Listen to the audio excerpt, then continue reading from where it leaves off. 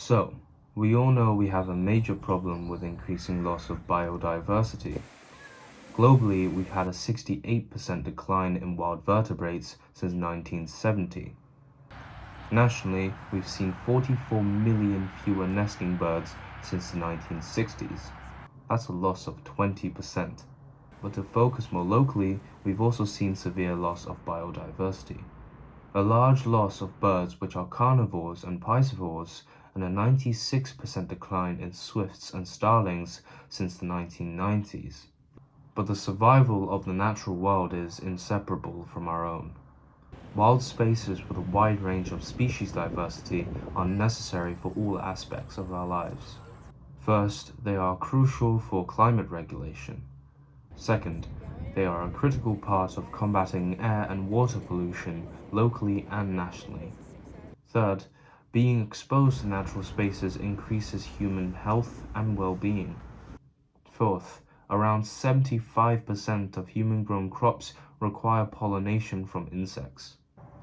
Fifth, 34 trillion pounds of economic value generation, which is over half the world's total GDP, is moderately or highly dependent on nature and its services. To tackle this problem, we suggest the following policy. 35% of Bristol's land is to be managed so that its environment is natural and semi-natural by the year 2035. This will cover the introduction of more urban green spaces as well as the transformation of some spaces we already use. One of the most crucial things when thinking about urban green spaces is whether they count as natural or semi-natural. Natural and semi-natural spaces are the ones that most effectively restore and support biodiversity.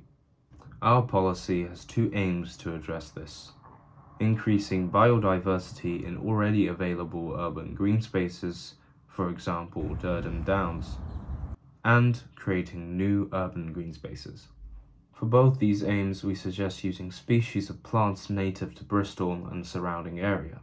Some wild trees growing in Bristol grow nowhere else in the world. These include Bristol's Wilmot, Houston, and Leewood's whitebeam species of trees.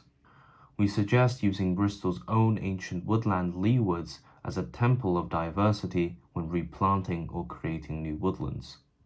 We also suggest that the forest structure is relatively open to allow lichen to grow on the trees to further restore biodiversity as well as maintaining the rare grassland wildlife such as chalkhill butterflies.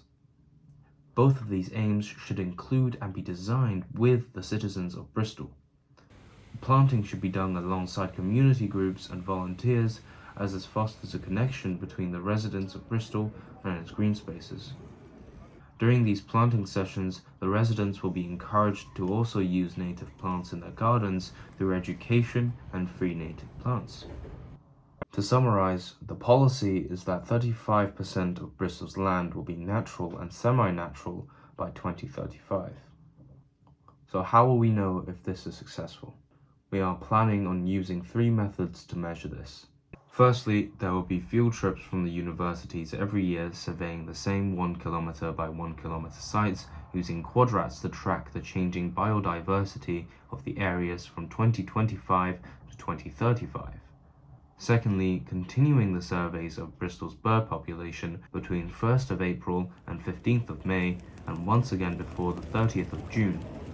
2 parallel 1 kilometer transects are walked through as they record all the birds that are detected either visually or acoustically.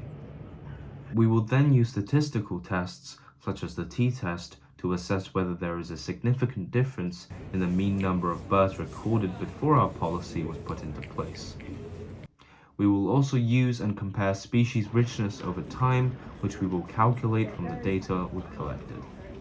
We've chosen to compare with Wakeford as both cities have declared an ecological emergency in 2020, and they have a similar percentage of green spaces.